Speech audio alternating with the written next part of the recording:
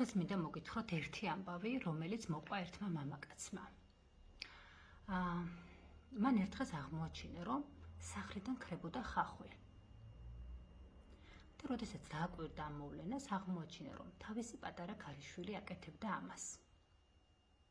ის ხახვს ყრიდა ნაგვის ურნაში.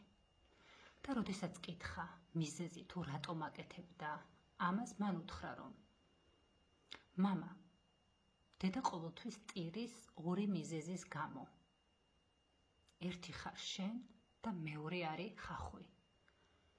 და ვინაიდან არ შემიძლია შენი გადაგდება, მე ვყრი ხახვს. ძალიან მნიშვნელოვანი არის დავფიქრდეთ და გავაცნობიეროთ, რამხელაა ჩვენი მშობლების პასუხისმგებლობა ბავშვის ფსიქიკის ფორმირებაში.